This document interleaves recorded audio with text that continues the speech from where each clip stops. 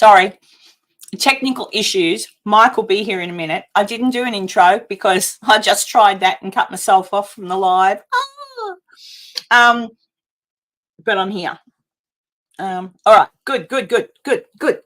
Everything's right. Now let's see if Mike's got his mic working.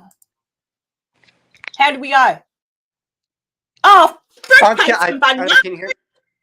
Where's the sound? Can you hear me at all? No? Oh, Mike. This is Mike, everybody. Okay. And Mike can keep trying to play with his I do not know what's wrong. Joe, any ideas? Because I can't figure out what's wrong with Mike's mic. He's got his laptop. This is cool. This is good viewing. This is technical issues in motion. Hey, Aussie Walks. And Mike can hear me anyway, so that's one good thing. I'll tell you how I met Mike while he tries to fix his technical issues. Yeah, and Joe, if you are listening, it's coming from Mike's end. And he's usually really good at this stuff because he does this stuff, but he's on his laptop, so there must be something askew with his laptop. But we'll give him time. Oh, hey, Crossover Paranormal Society. That's a long thing to say to you, isn't it? Oh, can you hear him, Dawn? And I can't. Wait on Mike. Can you guys hear me? Dawn can hear you. Why can't I? And Enzo can hear you. Yo, righto. It's me. Let's see what I've done. Bloody poo head thing shit. And everyone can hear me too, obviously. Do you need speakers? Just keep talking, Mike, since it's my fault. Figure it out. Yeah. It must be my speaker. Bluetooth mode. Can you hear my Bluetooth mode? Hang on. HDMI mode. Heard that. Optical mode. Ooh. Nothing? Aux 1. That's your aux. Aux 2. I like how even the computer it's supposed to eat. Aux 2. Guys, this is annoying me. Joe. All right. So you can hear me speaking. Yes. But you can't. I wonder if the cats jumped up and did something with my microphone. It should be working. It's turned on. It's plugged in. How dare it be me? And the volume's fine. Volume maximum. Volume's at maximum on my speaker. Why isn't it? Wait. I'm waiting. I'll go to settings. Audio. Aha. I'll fix it. Okay. That was loud. I fixed it. You can hear me now? Yes. Woo! There we go. What a glitch. So it was this stupid woman, not poor Mike, as I was saying, poor Mike. See, I told you he does this all the time. Hey, Enzo. Yes, it was me, Joe. It was me. All right, I won't swear.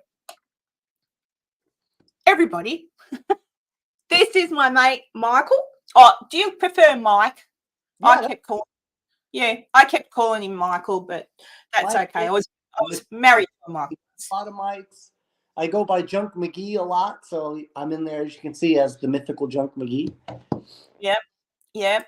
So, but actually, I'll let you tell them where we met and what you were doing at the time, rather than me. They're used to me talking all the time. Besides that, while you tell it, just I don't know that Janice Oberding is watching, but if she is, Janice, I made up the ranch dip. Oh, Janice gave me a packet of stuff that you add to sour cream.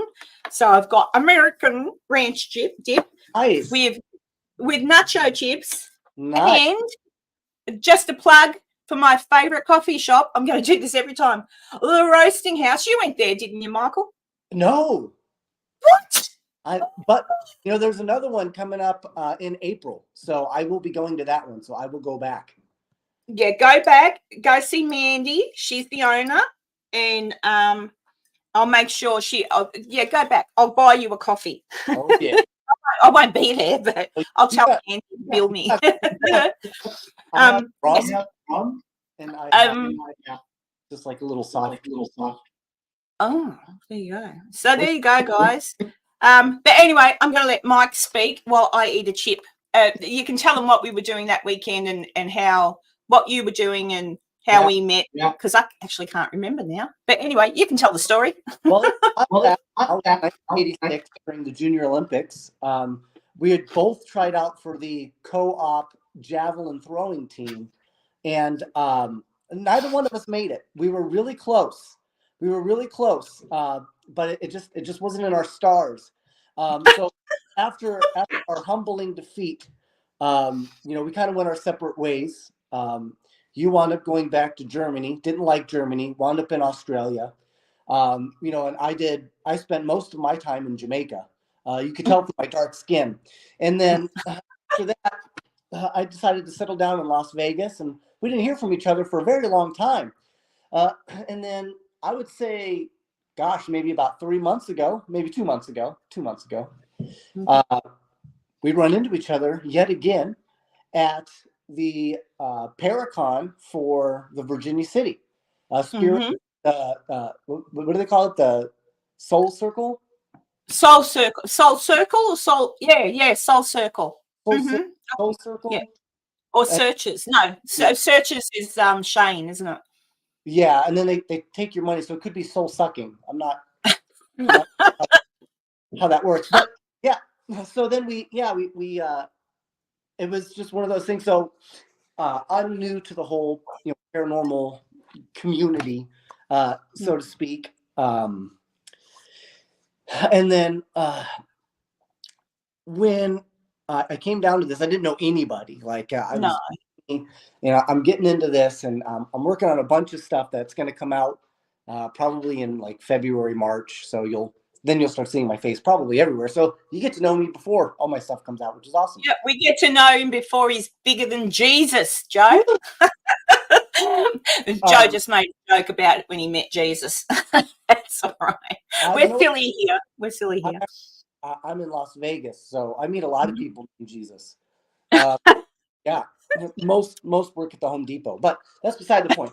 So I didn't know anybody, and I kind of came into this, and my whole point of view is I wanted to introduce a fun side to the paranormal, this comedic side to the paranormal, because I feel like if you could enjoy comedy and you can enjoy laughing just as much as you can enjoy fear and anguish when you're alive, so shall you be able to in undeath, right?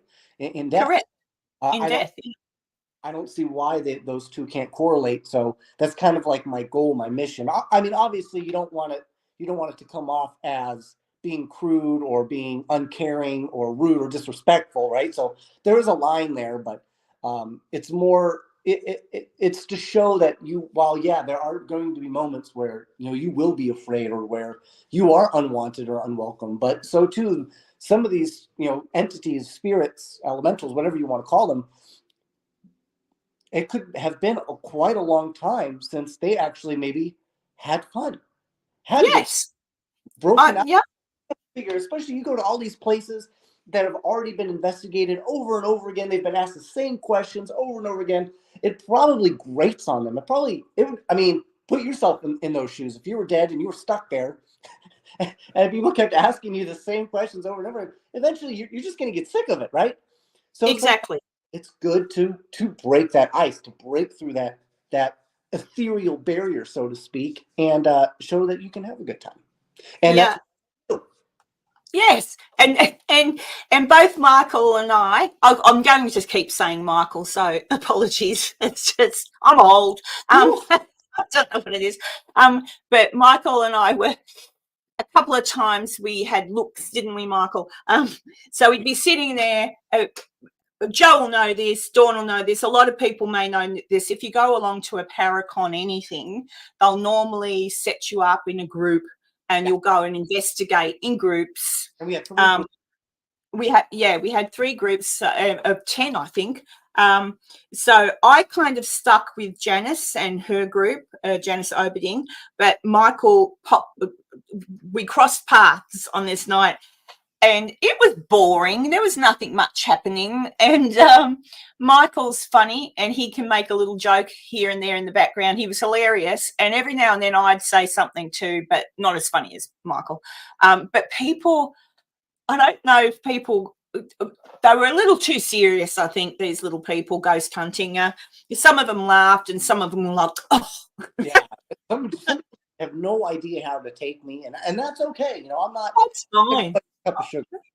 Yeah, I knew, and I think you'd all love him. He's just, and Enzo, you and I actually one day should get my friend Enzo on. Oh, he can always pop in later, I suppose. I can send him a link in a second, but I'm talking to you for now because it's live from Las Vegas. And my friend Enzo loves Las Vegas because he likes to gamble. I don't like to gamble. Hey Dee. But yeah, we had Enzo tells silly stories and stuff. He's quite clever too. He's got the gift of the gab. But yeah, when we were in Virginia City, Michael was fresh, new, a little bit nervous. I thought the first day I met you, he was dressed as what's his name? Toy Story. Woody. Woody. In walks Woody, and I've gone. I sat there with Janice, and I've gone, oh my God, it's Woody. But I could see that he was fun, and so we started to talk. And I kind of gravitate towards people that have a sense of humour, so it wasn't difficult. It was a good weekend. It was pretty interesting, wasn't it, Michael? I thought it was. Really- Yep. And he was a gentleman because we were at the on the Saturday night. We were at a church, and it's in the middle of the town. I feel very safe walking home in Virginia City anytime in the dark.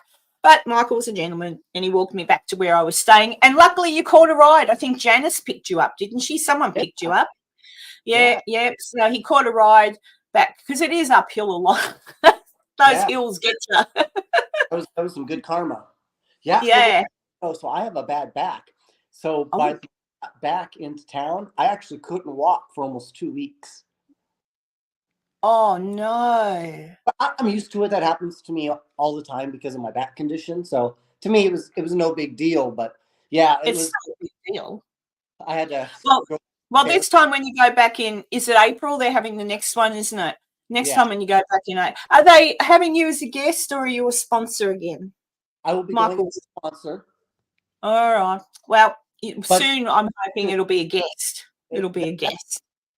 Yeah, because he's full on funny. That's what I think. And Michael and I did a 5 haunting questions, but I'm not going to bother about that because he's here and he can tell us. He's already answered one of them. But yeah, maybe because I asked Michael what kind of got him interested in the paranormal to begin with. And Michael, would you like to answer that question for our viewers? Yeah. Okay, so I've always, even as a kid, I've always had, paranormal experiences. But as a kid, you really don't look at it as a paranormal experience. You think of it more as an imaginative experience or a playful experience, even if they're negative. Okay, because you're a child, it's a lot in your imagination, and everything's so much more expansive when you're young, right? So you can't verifiably say something is conclusive at that age, right? Yeah.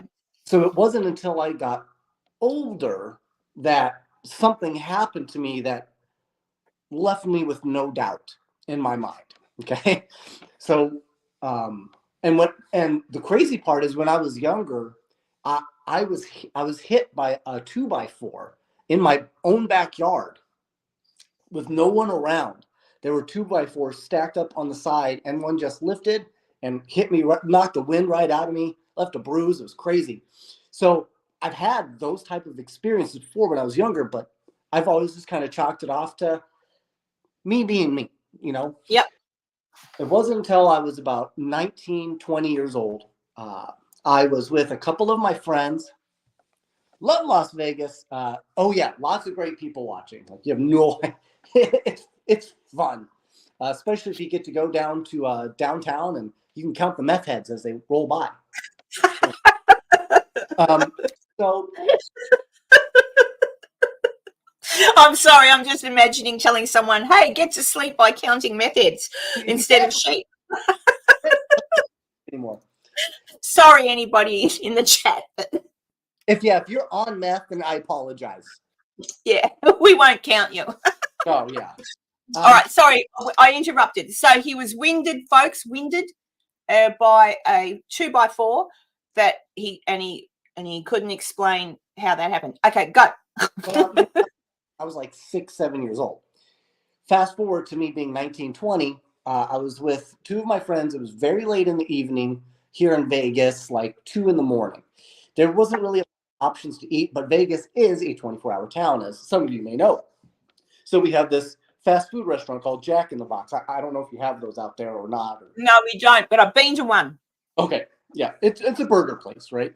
So we go and we buy a bunch of burger stuff, but you can't eat there. You can only go through the drive-thru. So we go to a park, but the park we choose is like down at the very edge corner of Vegas. Like it's out in the middle of nowhere. And we're kind of like hanging out there and we're outside. It's like summertime. So the weather's fantastic. And before we know it, we're on the swing set and we're laughing and having a great time. And then all of a sudden it hits us that we're 20 years old playing on a swing set, giggling like schoolgirls. And we go, this feels weird because all of us were doing it. And for me, that's probably not out of the normal for me because I'm an extroverted guy.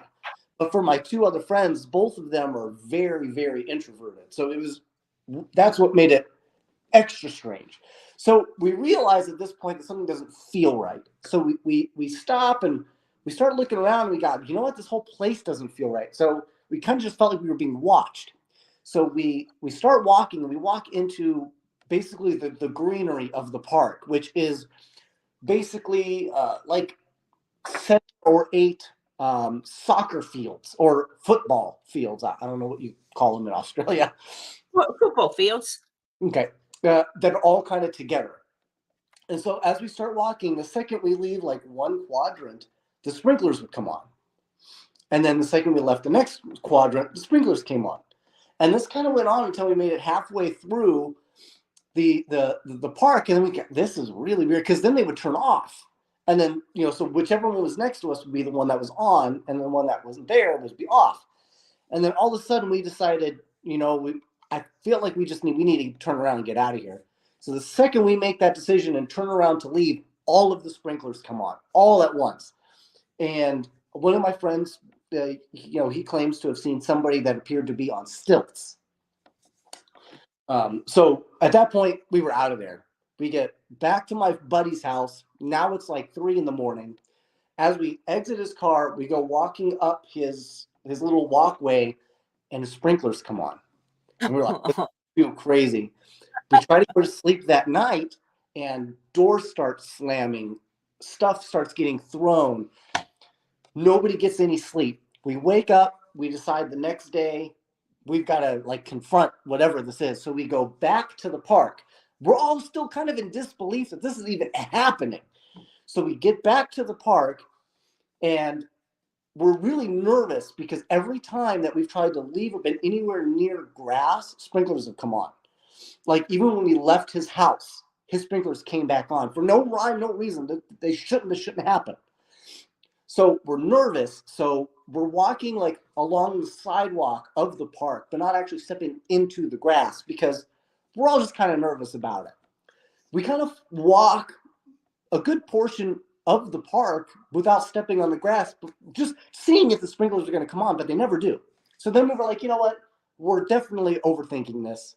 We just need to drop off whatever is with us and tell them to stay here. So I decide to walk in the grass. I put one foot on the grass and every sprinkler comes on, just in the middle of the day. I ran so fast, I lost my shoes. I put a dent in my friend's car because I hit it so hard because I couldn't stop running. because I didn't have shoes.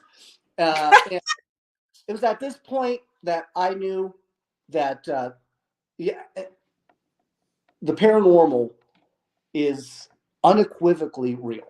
There's no doubt in my mind. And you know, and it's funny is at the time I didn't even equate, water is considered a conductor, right? For for spirits.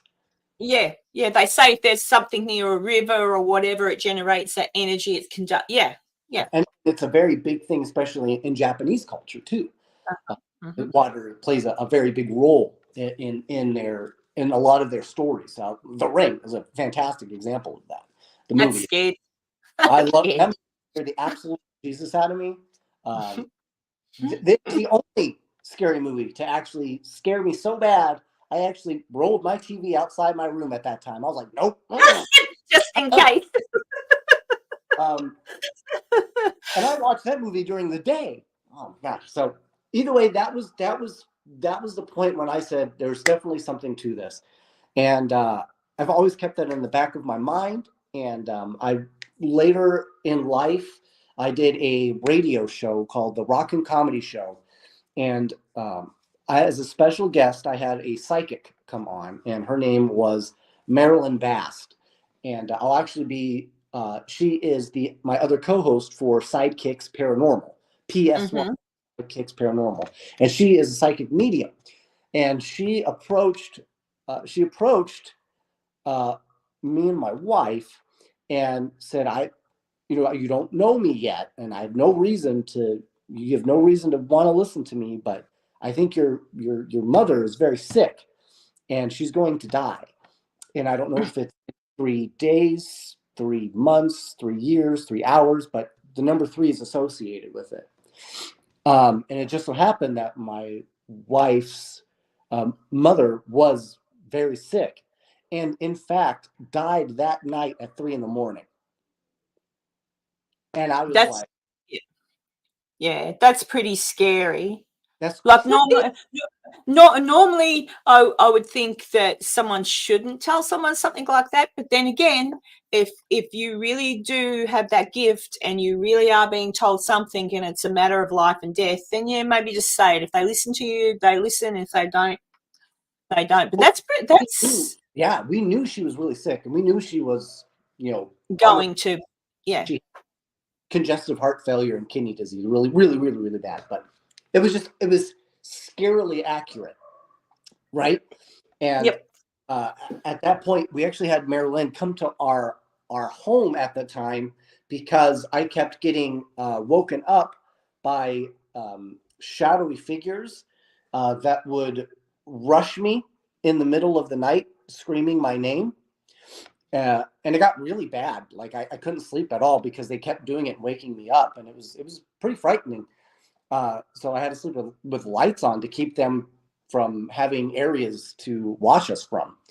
So she eventually came to the house and cleansed it and found out that the area that we were living in Las Vegas, which is deep southwest, was actually a dumping field for the mob. Mm-hmm. And there was a lot of angry mobsters there who specifically didn't like men. So it was crazy. So she's helped us out. She helped me out a ton. She's currently working cold cases in Baton Rouge, Louisiana. She solved 2 so far. So she sounds like she may well be the real deal. Real deal. And so I'll be partnering up with her, getting into shenanigans. So I'm very excited for that. But that's kind of my introductory and kind of my path that has kind of led me to where I am now. Cool. I'm just going to say I am reading the chat, people, while Michael's talking. I am seeing what you're saying. And hey to everyone who's just come in and said hello. Hey, Dantex. This is Michael, because a few people have popped in while we've been talking. This is Michael. I met him in Virginia City. I sound like a jet setter. I met him in Virginia City just a few weeks ago on one of my mini trips. Oh, but we did meet. You have to watch the start of it. He does tell how we really met in the beginning. I do, yeah. Yeah, you get the full background story. What you may not know, Virginia City, prostitution's legal. So We had like a real life OnlyFans account, and she came by, and we just hit it off. Oh no. Oh God. I'm sorry. Do you see what I mean? This is why I wanted him on, because I really need to laugh more. It's just funny, and my friend Enzo does make me laugh too. I love you, Enzo. I know he's in here. And just hey to everybody, Stephanie, and I'm just going to go back up. So Fairy Dragon and I know my lovely Maisie is here. I've got a subscriber called Maisie Rose, and I'm going to send her a link. She's going to pop in, I believe, to my live stream on Friday night, your time, coming up. She lives in Scotland, and she's got lots of very interesting, I don't know, she can tell us more, but she's got lots of very interesting stories that she used to work. She's met Keanu Reeves and apparently somehow worked with him. I mean, hello. Well, they all have yards out there, so. Yeah, so I don't know. Or is it just Enzo one said, yard? what was that? What did you say? One yard? Because I've heard a lot about Scotland Yard. Oh, Scotland Yard is actually in England. Oh, okay. So that's yard. What? I don't know why they call it Scotland Yard. Maybe she knows. It used to, well, Scotland Yard used to be a really old building, and then they stopped using that and built the new Scotland Yard. In fact, I think it's called the new Scotland Yard. Oh, wow. But I don't know why they call it, because it's in London. So Oh, there you go. Hi, Michael. Hi, Michael. And Enzo said something before when you were talking about, the sprinklers and happening and things, and I really haven't heard this term before, so I don't know. What was it you said, Enzo? Something about a something. Wait, where is it? Like a Fresno night crawler. I don't know what a Fresno night crawler is, unless it's someone who lives in Fresno, gets drunk and has to crawl home in the night. That could be it. Whatever it was, it definitely was not nice. It didn't. It was not. I was wondering. To this day, do you still know where that park is? Like, is it still there, or have they? So that park, did you ever? And if you haven't, you can tell me the name of the park later, and I'll research it. But did you ever look into what may have been there before it was a park? Like, had a circus ever came to town? Because you were talking about playing on the swings and the man on the stilts. Yeah. The water I can't quite get, but that may have just been something messing with you.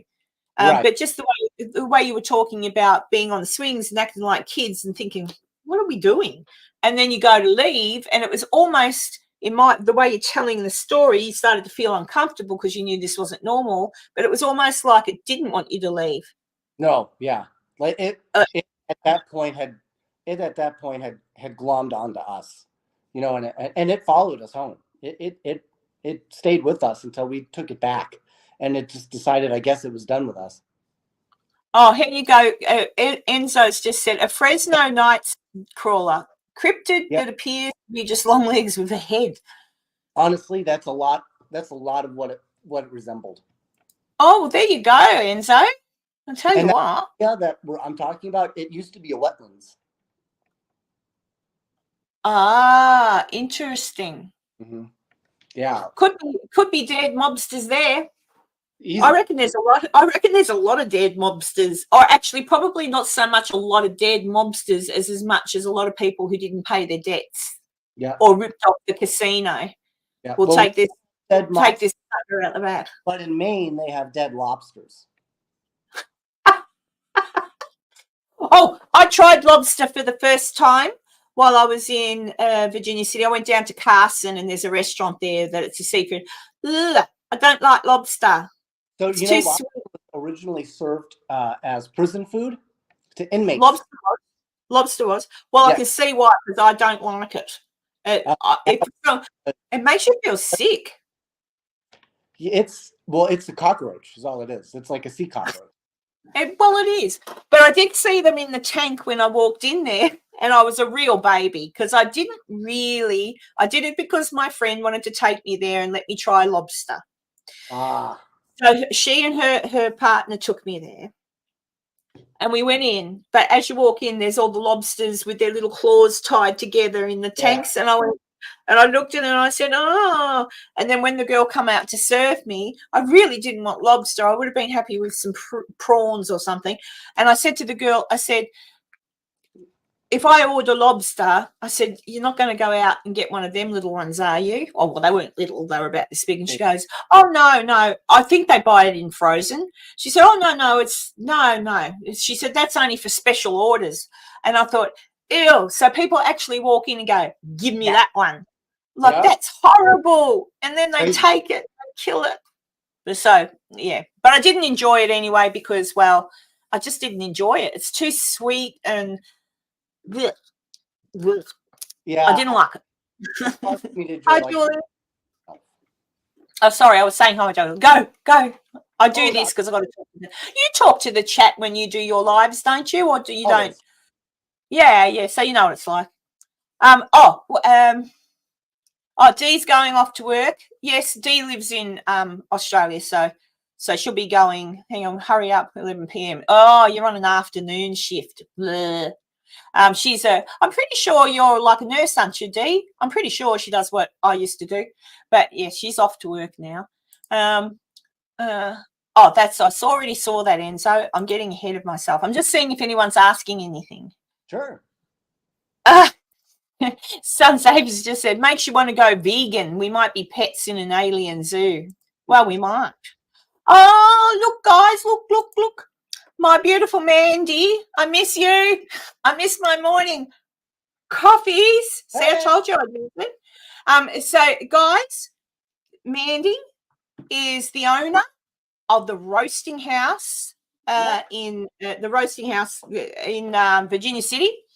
If you go to Virginia City, Michael's coming back in April, Mandy. He's not allowed to go anywhere else for coffee or breakfast. He's going to come to you because I said he has to, because he didn't go there when he was there. That's not right. And breakfast, Mandy, that's awesome, because that was like the hardest thing, was finding a place for breakfast while I was there. Yeah, well, Mandy, it's kind of a family business, really. So Mandy owns it. Her son Robert is the cook. Other people cook too, but Robert's general, and Robert's gorgeous as well. He's single, ladies. He's single. Just letting it out there, just should you know. But he may not be interested, but he is single. Oh, there you go. Mandy just said she's looking forward to meeting you. So you pop your head in to Mandy when you get there in April. I think there's another paranormal thing happening in April, Mandy. So do you remember the dates, Michael? Roughly? It's just in April. Is it? Michael? Has Michael frozen? Oh, you bastard. Not fair income. It's a shit. It's a shit. Oh, do you see what one has to put up with, fair income? But it's good. This is what makes you laugh. Oh, yeah. Oh, hang on. Mandy, I did, if you're still listening, I did a, there she is. I did a live stream yesterday, Enzo. Oh, I'm losing track. What's today? Today's Monday. Yeah, I don't know. I did a live stream and I just kept holding up this cup. Oh, yeah. That's the Christmas mug, available now in Mandy's store on the shelf with all the other stuff. Nice. Oh, and my friend Eileen, who I'm putting together a little video. Eileen works in the roasting house as well. She's a barista there as well. She came with me. Mandy's here. I don't think Eileen's in here. Come on, Let me Eileen. have a look. Come on, Eileen. Yeah, I know. Yeah, Eileen is a barista there, but she's a very talented, and I say this, she really is a very talented artist, and she makes her own jewelry and she does sell that in the roasting house as well. Awesome. So I'm just putting it out there. You got to go to the roasting house, and the roasting house, truthfully, really, and I am not paid to say this, am I, Mandy? It's the best coffee in town. That's where I get my mocha with the cream on top. Oh. Robert cooks the best. What's that thing he cooks, Mandy? The scrambled breakfast, and it's got all this yummy stuff in it. And you get bread, and they make awesome scones, which I've just So I've just discovered in America you have scones, but they're not what we call scones. Your scones are kind of like a thin thing. look more like, to me, like a slice of something. Here we would call it a slice of something, right? Oh, okay. Your biscuits that you have with biscuits and gravy, or you have with whatever, they're our scones.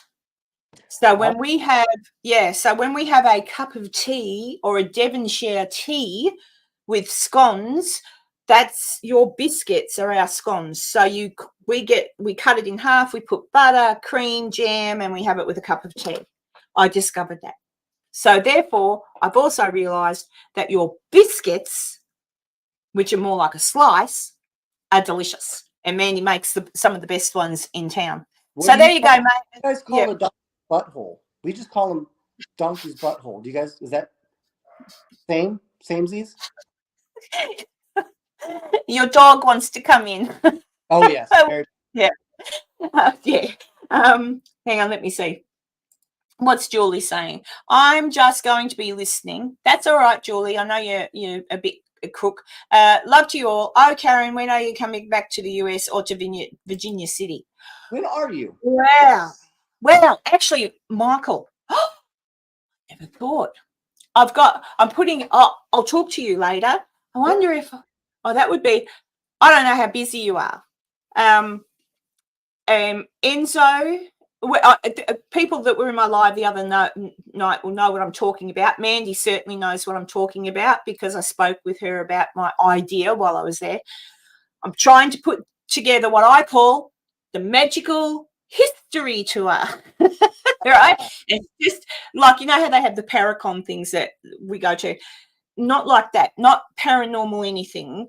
Just more history. So come to some of these haunted places, sure, like we'll show you all through those, blah blah blah blah blah, but talk more about the history, the people that built it, the people that lived there, the people who died there, like names, facts, stories about the town, blah blah blah blah, and take you around, do some fun things and all that sort of thing. So there'll be myself, Janice Oberding, one of the girls that's local, Mandy knows her as well, Taylor Hamby. She actually runs the Sutro Tunnel now. Enzo's going to come because I said to Enzo he can be the eye candy. right. But I'm just thinking there is an open spot. If you want to get there, and when I find out when it is, you could come and then there'll be 2 eye candies. Keep me posted. Yeah, I'll keep you posted. And bring your wife. She can come too. We can take her around and show her stuff. You know, and unless you don't want to. It's a joke. It's a joke if you want it. No, it's a joke. But yeah, so I'll keep you, you know. Yeah. Yes, it's in Michael, Mandy. It's called the Roasting House, and you will find it on Facebook. Okay. Yeah, and it's Nevada, Virginia City, Nevada, Michael. Where's it at in Virginia? What's it? What was that? What's it near? Virginia City. No, the roasting house. Oh, it's across the road from the Silver Queen. Okay, cool. Yeah, it's really easy. Enzo just says with him as eye candy, everyone will be losing a lot of weight. Look, I'm thinking I'm in talks with a venue that I want to use, and I'm just waiting. I should actually. What's today's date? Oh, it's the 11th here, so it's still the 10th there. So tomorrow I should hear back from the venue, and hopefully it won't be hugely expensive. And they say yes, and if they say yes, then I can start to go, right, well, good.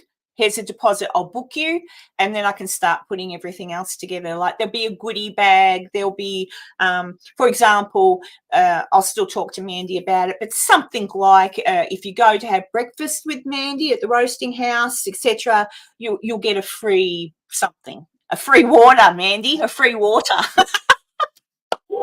But you'll get a free something with the meal. Little roasting house chocolates and call them Mandy candies.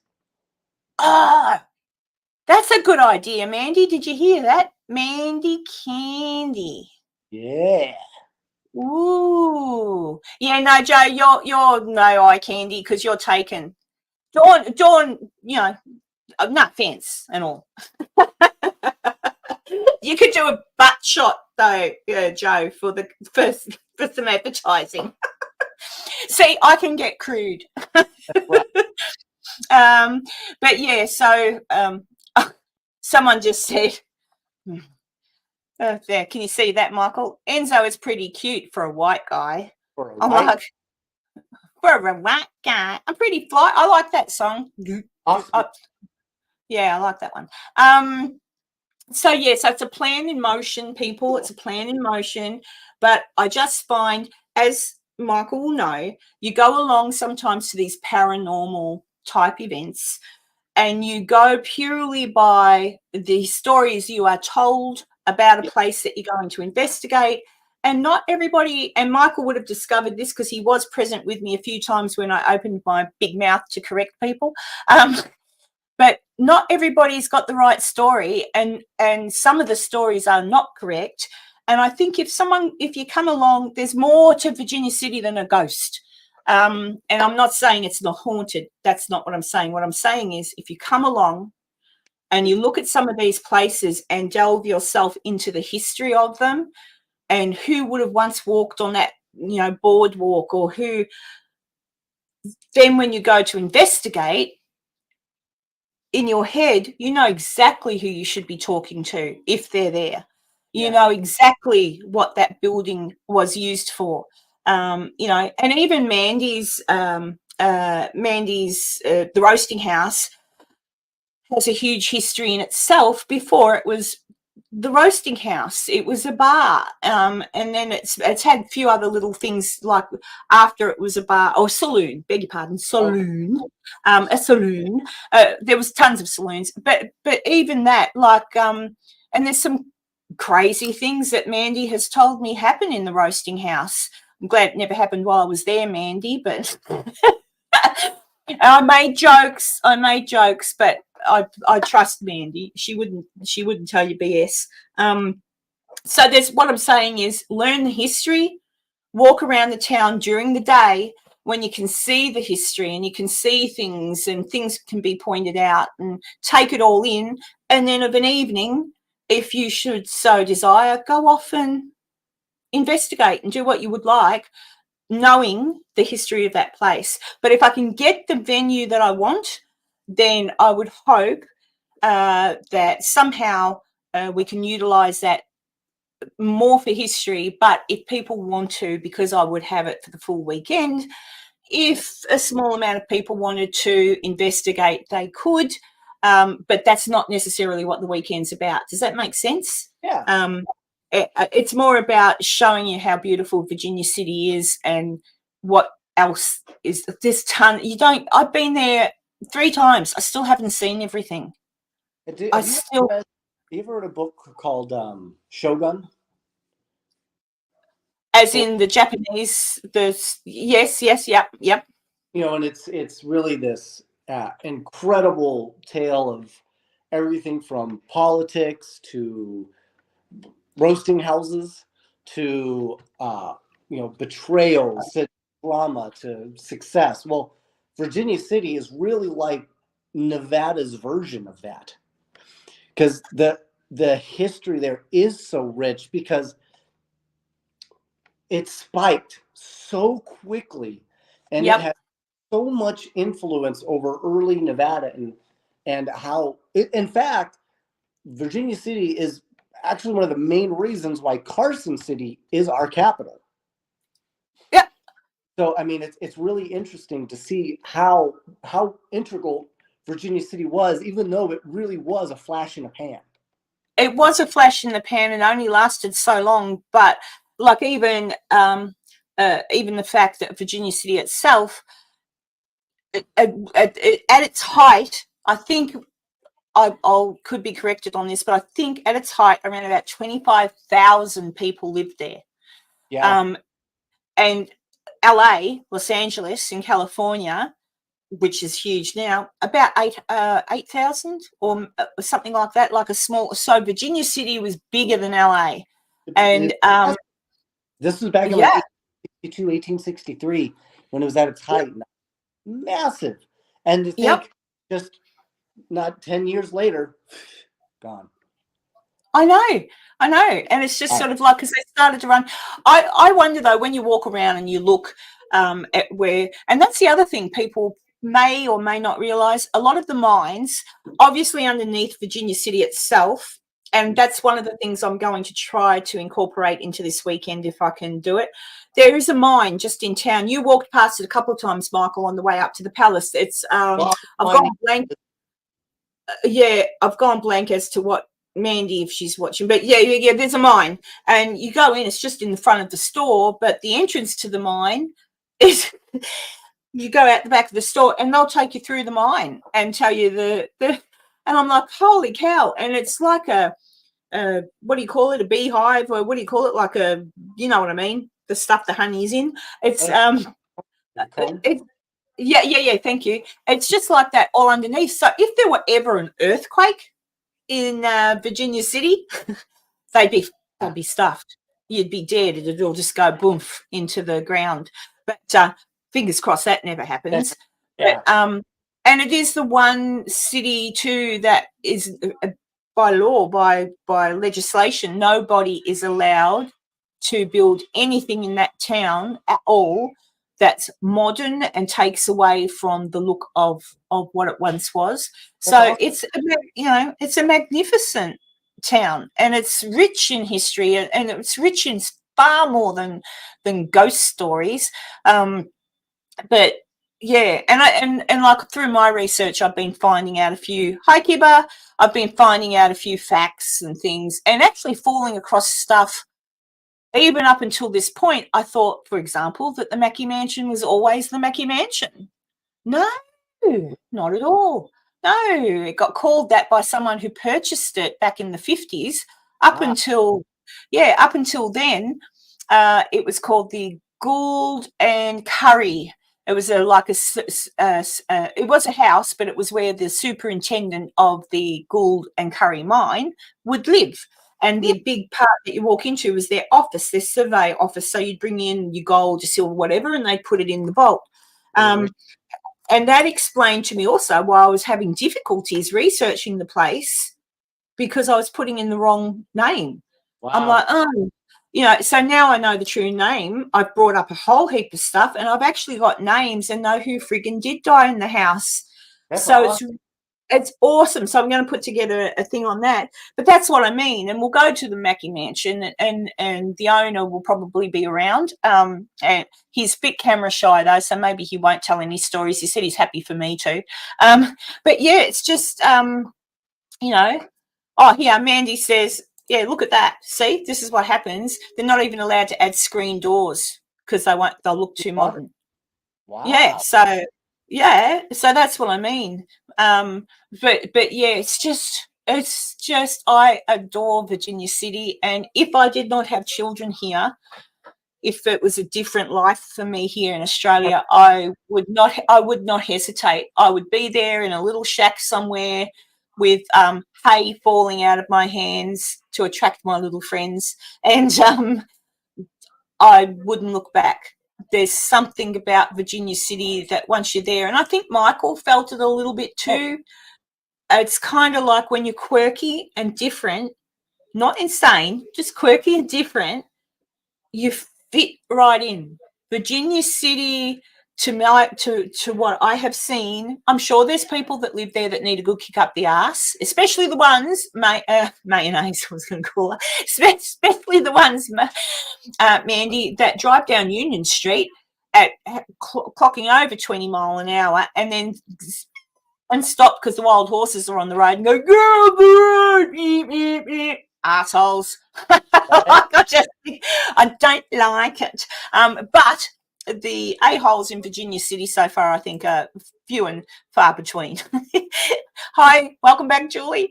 But yeah, so Enzo, look at that. Isn't he brilliant? He's put up a link to your Psydkicks.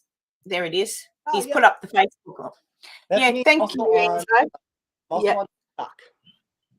On TikTok. Oh, that's right. I had all this stuff ready for the 5 haunted questions episode, but I don't need to do that now because I've got you here. I don't need 5 haunted questions.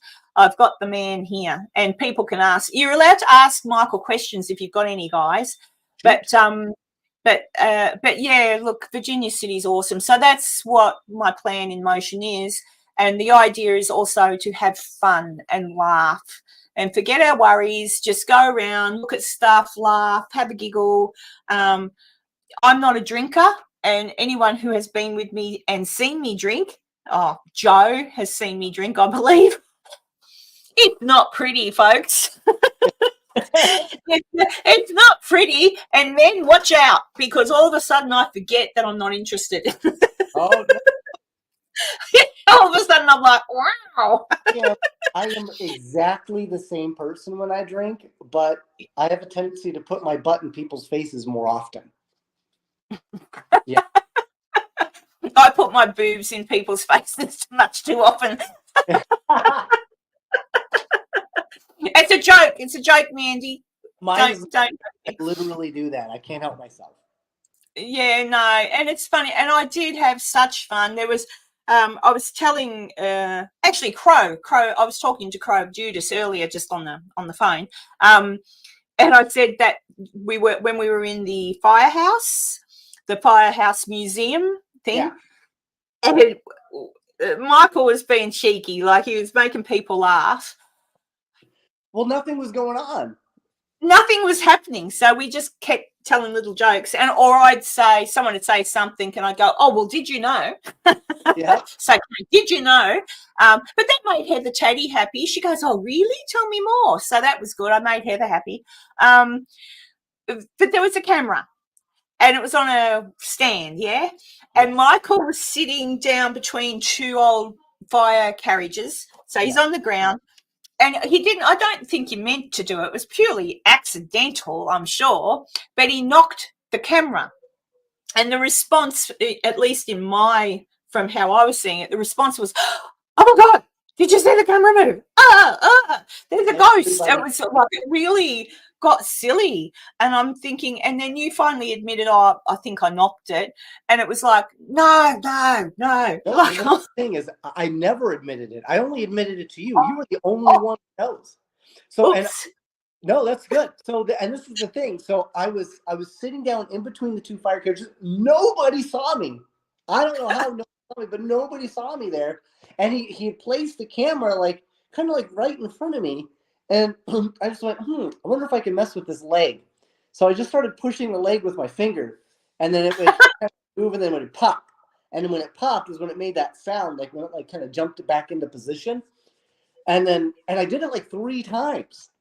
But this is what did get weird, though. This is what did get weird. So I did move the camera. I completely admit I moved it. However, in the process of me moving the camera, at one point, his entire camera just turned off. For no reason, and I had to do that. Yeah. That was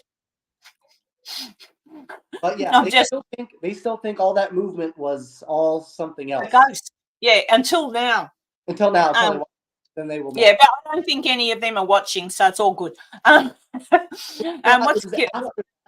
the fire was when Heather Taddy actually started talking to me. Yeah. I think it was really she didn't know who I was or what I was about, but I think after that, I think she started to realize. Yeah, and she was a nice girl. I thought we will talk about her in a second. I just keep saying my parents used to live in Dayton, Nevada, just off the golf course, and they're HOA, whatever that is. I guess that's what's HOA. Homeowners Association. Oh, okay, all right. Demanded that if homeowners wanted an exterior shed, it couldn't look like a shed, but could look like a miniature house. What? To try to keep the theme together. Oh, but then again, that's cute. Yeah, it's cute, but probably far more expensive than just a regular shed. What else am I missing? The city sounds like a living time capsule. Maisie, it is. It is. It really is.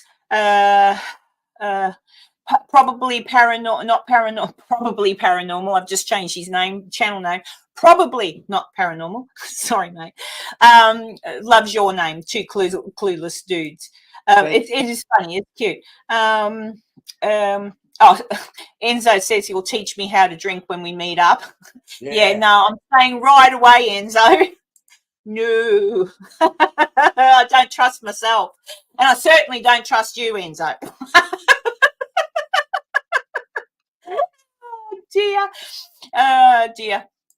Oh, Enzo's making a joke here. At least he never got shhed during the investigation. No, I don't think anyone did tell you to shh, did they? Or did they? Yes, I did get Oh. shushed. I got shushed by the psychic lady, the short psychic lady with the lisp, and her husband was with them.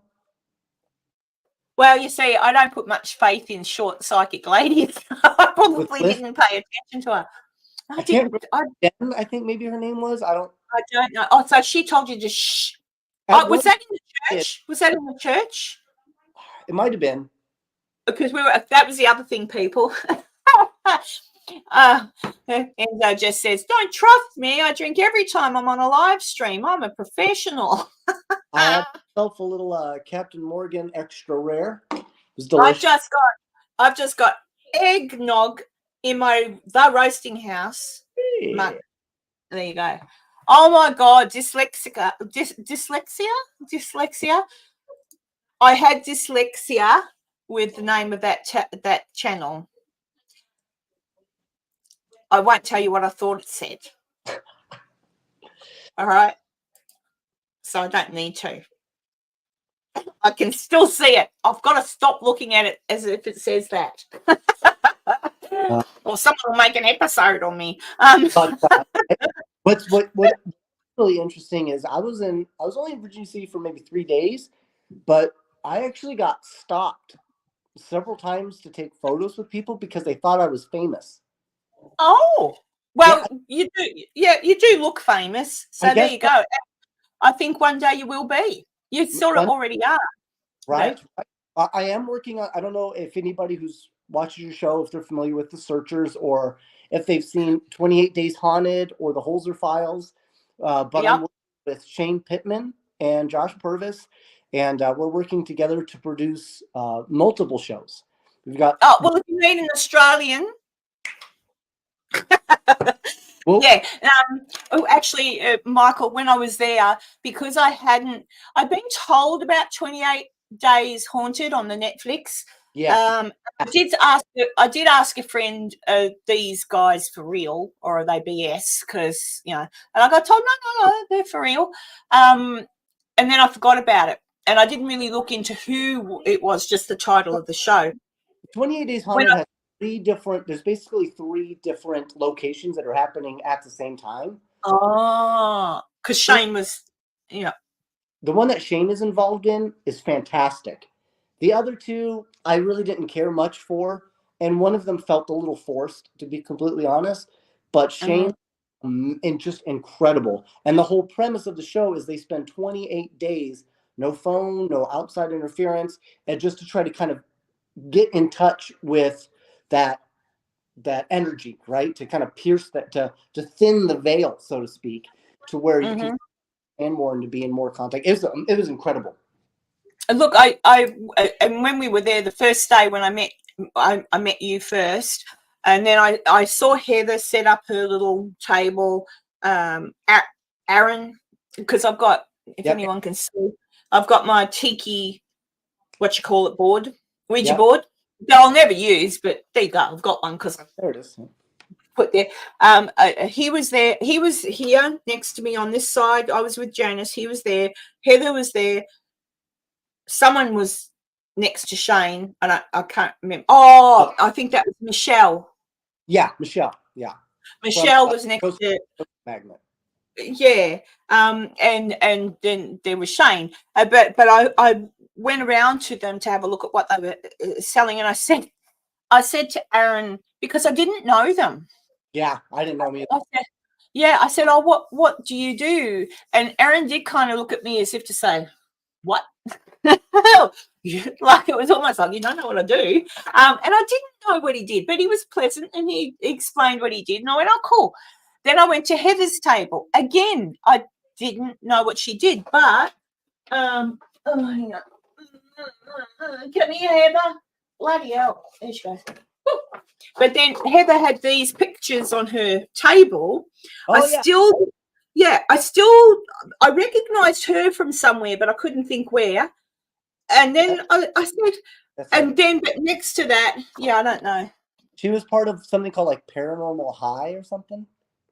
Yeah, I don't know who that is. Yeah, I don't know. Familiar, but Heather was normal. Heather, Penn State Paranormal or Penn. It was a universe. Anyway, I saw a picture of that because there used to be a fellow called Ryan who was the main person in this show called Penn State. We're going back a while. Well, actually, we're going back 16 years because it was, she's just put a little thing on the Facebook. And I looked and I said, I said, I know that show. And she goes, well, I was in it. And she's off to the side in the photo. And I don't remember her from it. I remember Ryan, but women generally do remember the men. I remember Ryan, but then I started to talk to her. She was a delight. She was gorgeous. And then I went over to Shane. I said the same thing to Shane. So, Shane, what do you do?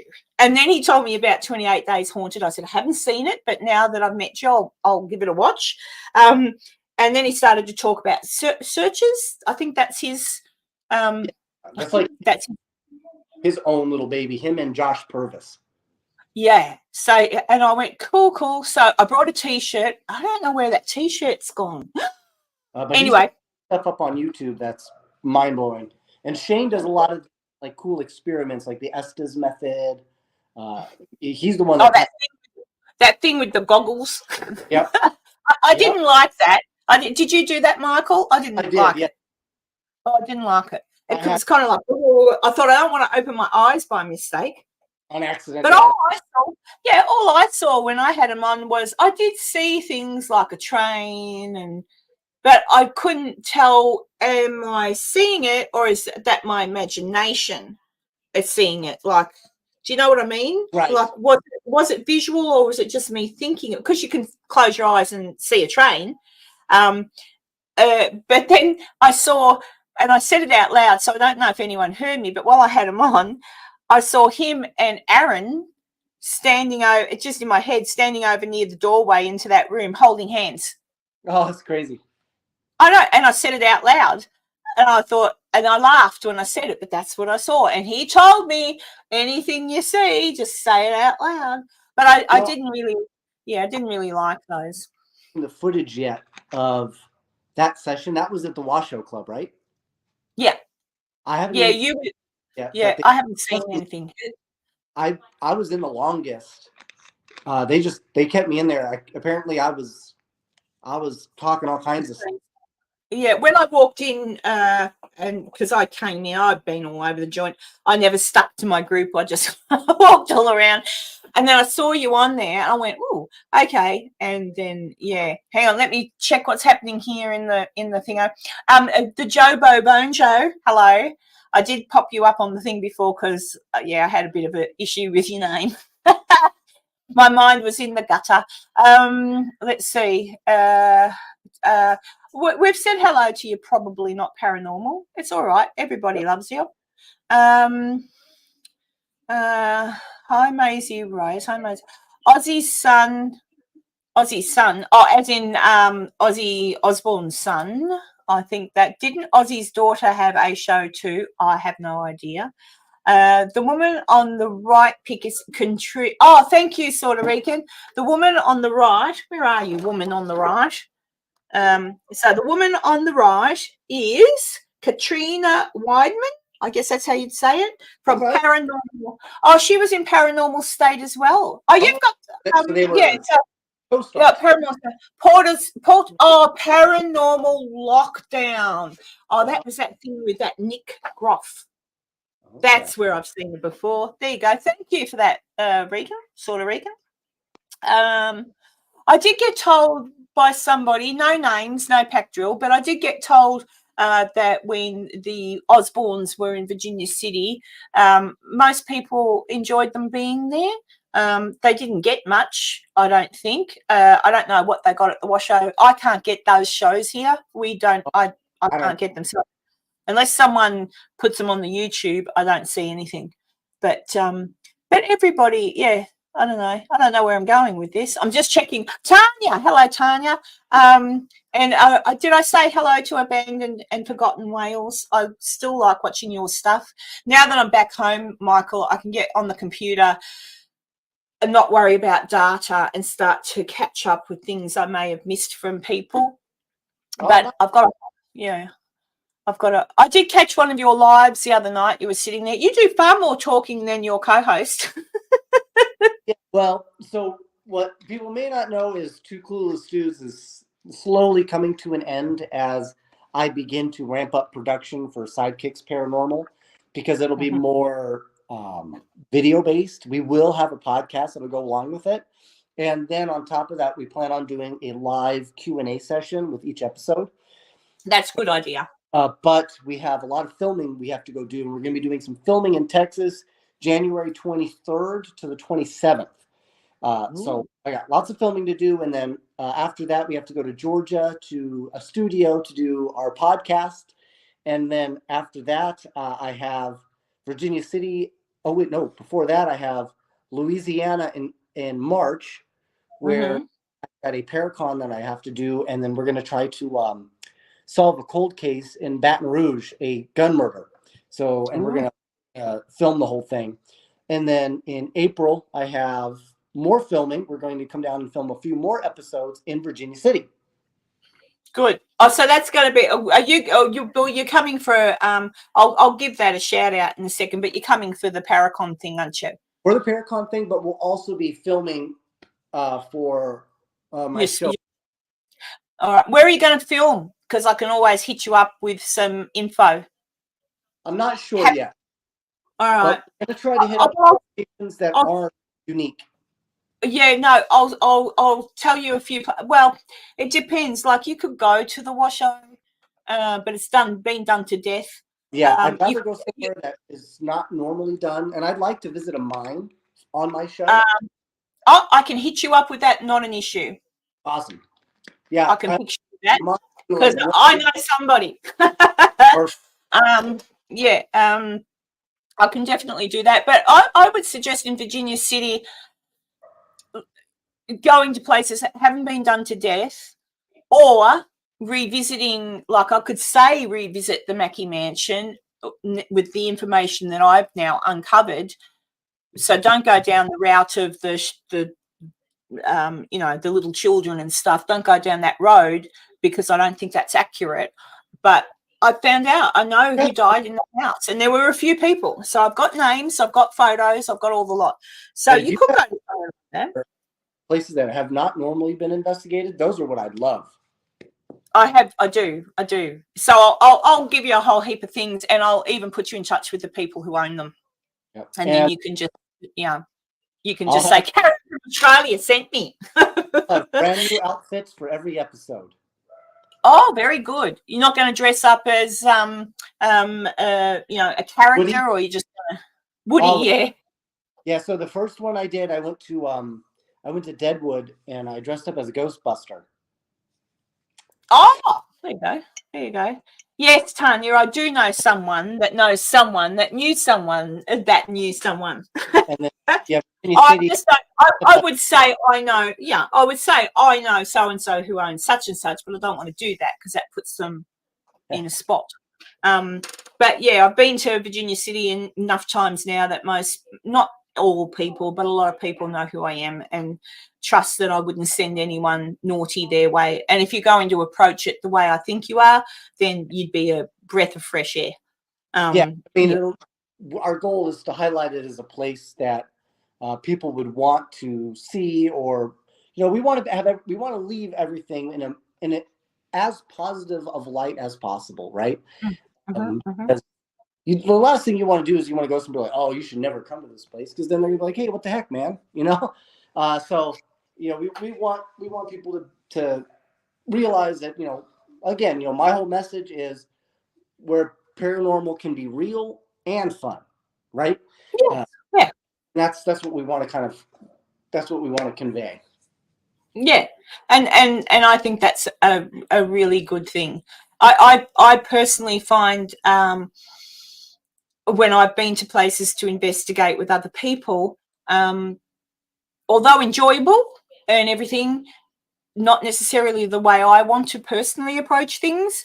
So that's why when I was in Virginia City last time, I did go to the Washoe Club by myself, and it wasn't scary. I don't know. Nothing happened. Nothing happened. I was there all night and nothing happened. I was very disappointed, to be honest. That's interesting that you say that, because the first night we did go to the Washoe Club and I felt nothing. But the second night was intense. Yeah, and that's what I was thinking. Is it just that, like, because the night before I was there by myself, there'd been a group through, and I think sometimes these, whatever they are, spirits, whatever it is, get sick of people coming in. And did you notice it's all the same shit every time? Always. What's your name? Yep. Can you see us? Can you Well, hear how me? did you die? Can you hear us? Like, oh my God, do some stand up for them and have a bit of a laugh, or just sort of say, hey, you know. But the good thing is, if you can go to places where you know their name, like the actual people who passed away, you know their names, you know their story, and you can visualize. So I've been lucky that I can get photos of these people, and I have. Like I've got a photo now of the man. I wonder if I've got it on here.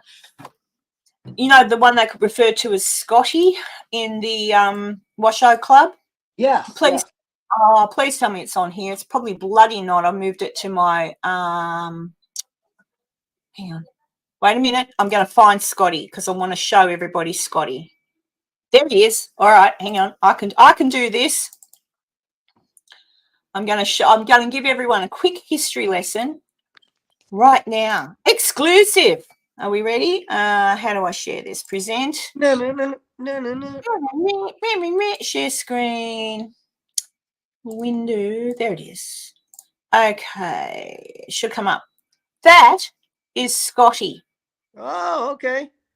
All right. John is his actual name, but his nickname for whatever reason was Scotty. He served in the army, and he did live in an apartment in the Washoe Club. And I found a picture of his son. You know how it goes along the story of his son fell down a shaft or something and was killed, and that drove him to do what he did to himself. I thought, oh, this is a load of crap, I said. So, but there you go. Hang on, I'll stop sharing and I'll just find his boy. Oh, Karen, you closed the folder. Hang on, where are you? Ah, there we are. Hang on. I'll show you his son. And it's a school photo. Present, share screen. Window, that one, share. Okay, so this is a school photo. And his son, McCulloch, Rick, is this one. Can you see? Oh, you probably can't see. It's top row, 1, 2, 3, fourth from, oh, well, I'm looking at it from the left. So fourth from the left. Oh, okay. Kind of tall. Yeah, the looks like a flowery shirt or something he's wearing. Yeah. So that's Rick. Rick McCulloch, and of course I showed you Scotty McCulloch. But young Rick, the story is true. Rick was 19. He was out with a mate. They got drunk. They were met up with another boy whose name escapes me at the moment, but a bit of a no good boy. Hey, what? We call him Ralph. They met up with Ralph. Oh, Ralph. They met up with Ralph. Ralph Melf. All right. Ralph Melf got him into his car, took him out to some mines. They were stuffing around drunk. And the two boys, Rick and his friend, let's call him Buddy, fell down the mine. The alert was called. They didn't pull the bodies up until the next morning. They were gone. They were dead. But that was John's son. So Rick was John's son. He did indeed die. It was in Gold Hill. He died in a mine shaft in Gold Hill. And John obviously didn't cope with that terribly well. And I understand, having lost a child, I do absolutely understand why one may want to see you later. And he did. You did? and he You do it in the Washoe? in the Washoe Club. There was some apartments there. It was 1982. Someone led me down the track to say it was 62, and I thought, oh well, that explains why locals don't remember it. But that information was wrong, and that's why it pays to go back. Even though the source was trusted, I thought, hang on, something's not sitting right. So I went back in. Why would people say 1982 continually? 1980? Well, because it was 1982. So yes, 1982. There were apartments on the top level. So the top level. It didn't specify what apartment he was in, what end of the Washoe it was, nothing like that, but he was living in the Washoe at the time of his passing, and I can understand why he did what he did. And so, yeah, that's young Rick, and that's John. So those of you who are watching, you now know who John Scotty McCulloch is, and yeah. Oh, okay. Yeah, because the story is hung, but no. And I'm still working on that because I'd like to put a little video together about him and his life, because I'm told he was a reporter, a newsreader on the Reno News. I haven't been able to get that yet. So again, it could be misinformation, because there was a John McCulloch who was a newspaper man and well known, but came from California, passed away in just recently, actually. And I'm thinking, oh, I'm just wondering if someone's got wires crossed in their research and thought it's the same one. But I'll keep looking. But either way, that story is true. So now it's Scotty was his nickname, but his name was John McCulloch, and Rick was his son. So that was good for me to put a visual, and that's what I mean. I like to put a face to the story I'm being told. Yeah, that's and cool. so yeah, so that when you go in, and that's what I did that night I was there. I went up to the third story. I sat there on the top of the stairs.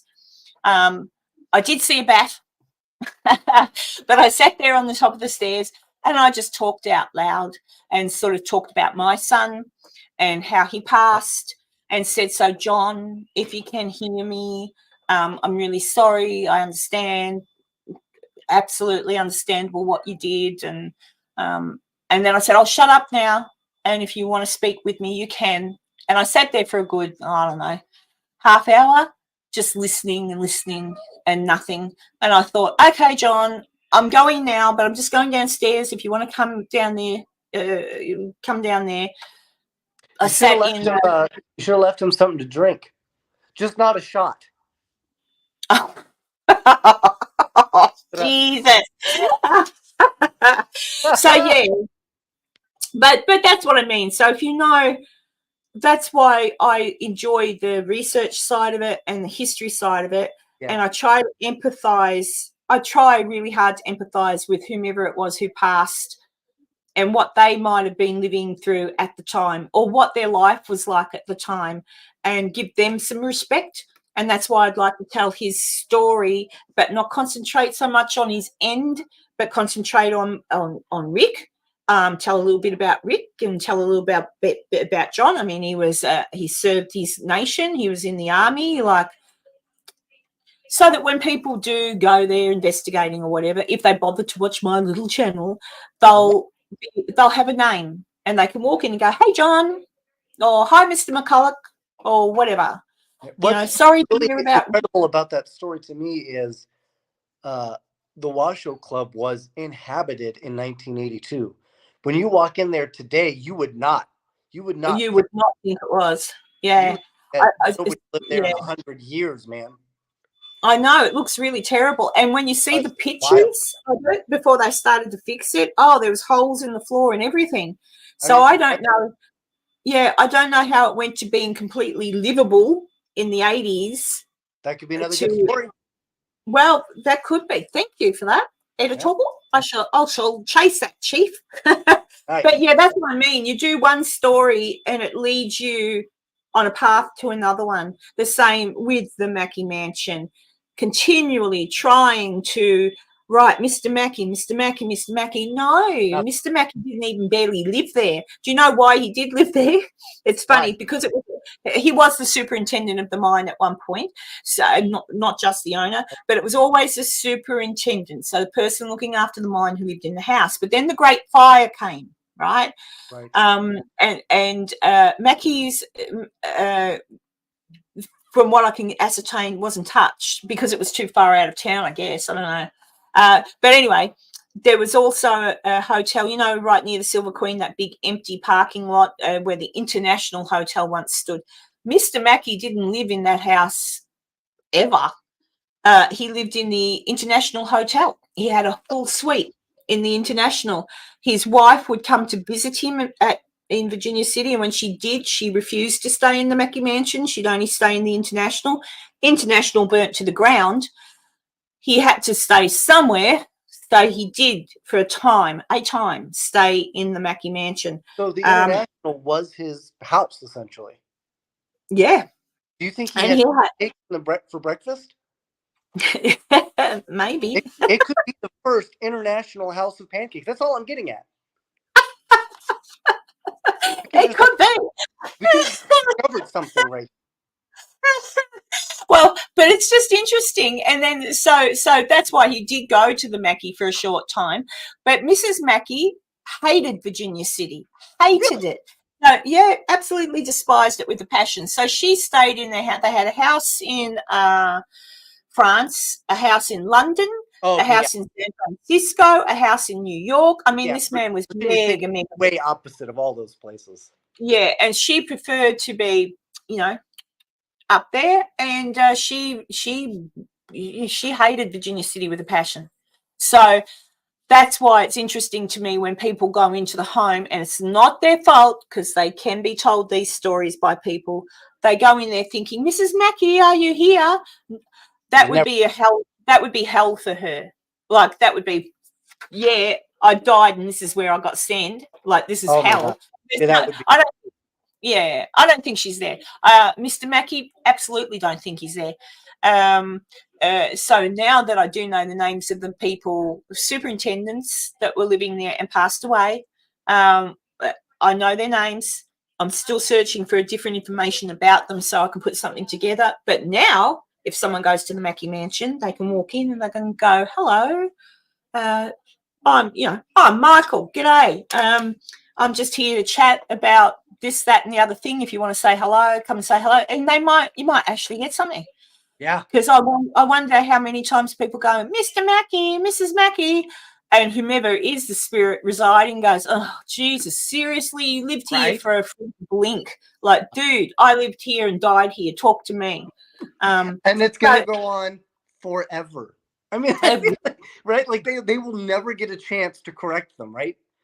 Correct. Talk about banging your head against a wall for eternity. And maybe that's what they do. Oh, and the other thing I did find out, peeps, and I took a photo. It's probably not on my phone. I'll pop it up later, just like a little photo in my feed. Someone put a video together. I don't know who it was. I was just asked, hey, what bangs around? They got banging. It was clear, like, banging. And I said, look, to be quite honest, a lot of things bang around in that house. There was a pot plant for a while hanging out outside on a hanger. It could have been that. Oh, no, this sounded whatever. Well, there's shutters on the top floor. They're green. And the shutters are there. But, and I did ask and I looked, the shutters are not battened down. So a good wind, when it hits a particular side of the Mackie Mansion, picks up those shutters. And what do? Bang, loud. Like a couple of teenagers. Like a couple of teenagers, that's right. They bang. So it's interesting. That's what I mean. Investigate. Don't just think, oh, it's a ghost. Like, have a look at the building itself, because it's best to rule out what it's not rather than make it believe that it is that. But I did look.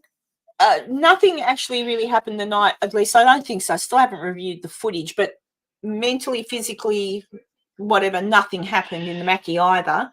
I had fun because Eileen, the barista from the roasting house, she and her son came with me for a short time, and they ended up staying the night downstairs because the little boy, I said, well, you go to school tomorrow and tell your friends you stayed the night in a haunted house. Yeah. And he did. But yeah, I think I've still got to go through it, but I didn't feel like anything happened. I did get that funny. Have you ever had it, Michael? The funny, like all the hair on the back of your hair stands up and that tingly, like static. I did have that in one of the rooms, but fleetingly, and it could have just been simply that I was cold. I still dismiss things like that sometimes, but nothing else happened with it. There wasn't anything else in particular happening at the time that happened. Definitely. It was cold. I Yeah. I accidentally stuck my finger in a light socket, and I really had that feeling. Do you know I did that once, Michael, when I was 13? Oh, I did. I put a knife in the toaster because my bread. Oh my God! But So I still to this don't know why I'm not dead, because I should have gripped it. Right. But instead, it must have been how I was holding it, and instead of going like that, I just got thrown back. I was thrown back across the room, and I ate right up the side of my arm and up to the side of my neck. It's horrible. What did you do? So I did two things, both when I was like 10 years old. The light went out on like one of those like desk lights, and Yes. the lamp, right? So I unscrewed it. I was being a good boy. I went and got the new light, and I went to put it in. However, it's dark now, so I can't see the hole. So what do you do when you can't see something? You feel around for it. So that's exactly what I did. So here I am doing this, trying to find where the hole is, and I put my finger in the light hole. I forgot to turn the light off and shocked the ever-loving shiitake mushrooms out of myself. Oh. And then the next one was at I was at my grandparents' house, and in their garage, and like I don't know if you guys have them, but we have like these backing plates, right? Yeah. So We have them. we didn't. Hers was missing, and I came walking in, and I did this, just to kind of flip my hand on to turn the light, completely, and put my hand into the light switch and turned my whole finger black. So that was fun. Oh, truth. Hey, maybe that's what's wrong with us, Michael. We were both shocked with the electricity when we were younger, and it's messed with us, and that's why we're so brilliant. That's why we have electric personalities. Oh dear. I saw Dan text. I don't know if he can still hear me. He may have well turned off now. He's going to bed because it is later in other parts of the country. Maisie, are you still here, or were you going to? I saw Maisie say good night, but I don't know. Oh, Dantex. Okay, he's still here. So night, Dantex, and thank you for popping in. Dantex is lovely. Once he gets a hold of your channel, he'll promote it. That's what he does. He's just got a channel where he promotes everybody. So I don't think on TikTok, I'm going to launch it's mostly for comedy, but I'll be doing lives. I'm very adept with dowsing rods. I'm very active with them. So I have these LED, they glow dowsing rods. I have this face mask that's all LED. So I'm going to go as Domo Arigato Psychic Roboto, and I'm going to answer people's yes or no questions with the dowsing rods. And I have a voice modulator to change my voice. So it's going to be hilarious. So, I need to introduce you to my friend Crow. He has a mask too. Hey, Maisie. Hey, Maisie Rose is still here. She says it's only 4:30 a.m. where she is in Scotland. Oh, that's another place. That's I am going to England next year, Michael. Cool. September. I can't remember the dates, but September. I might actually be there in September. Serious, or is that a joke? Serious. No, serious. Oh my God. I'll send you a message and let you know, because Maisie Rose lives in Maisie Rose, is it Edinburgh or near Glasgow? Maisie will tell me where she lives, but she's in Scotland. That's awesome. So I'll pop in and visit Maisie. But I'm going to, it's a group that I've followed for many, many years, just on the Facebook, just this banter back and forth. Honestly, I've never watched anything they do. I just like them, so I talk to them. MJ is her name. Oh God, MJ, what's the name of the bloody thing? Something paranormal. Anyway, she's doing this thing over 10 days where it includes accommodation, meals, everything, right?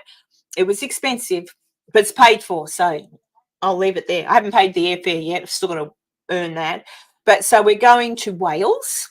Nice. So I don't know if my Welshman is still in here, but I'm going to Wales to a few well-known haunted hotels, etc.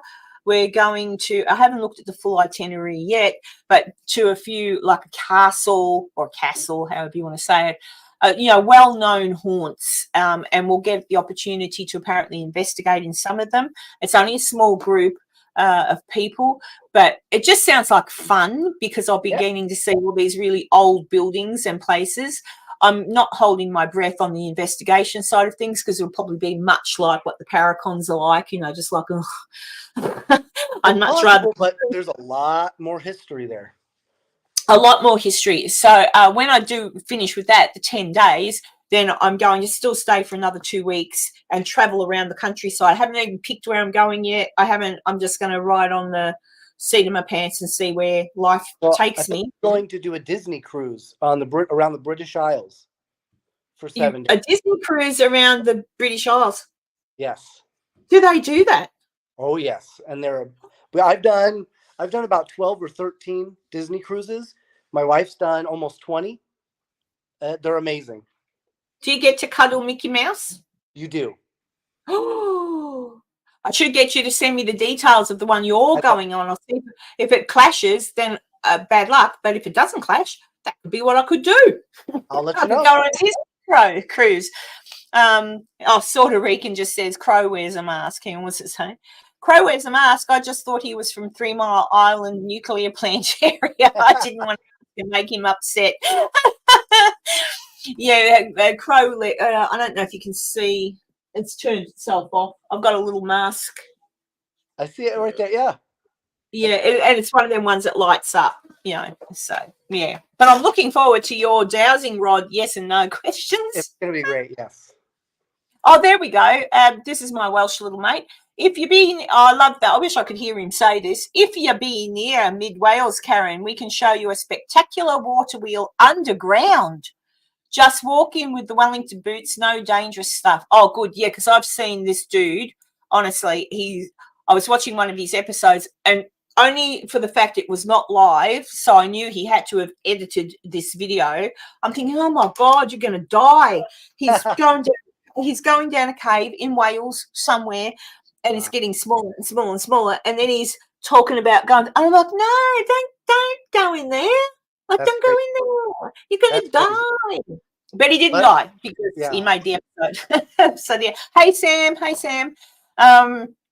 Sam, were you here before? Have I introduced you to my friend Michael? This is Michael. I met him in Virginia City. He was there sponsoring. What was it called again? Paracon 66. Yeah, ConCom 6. That's it. Yes.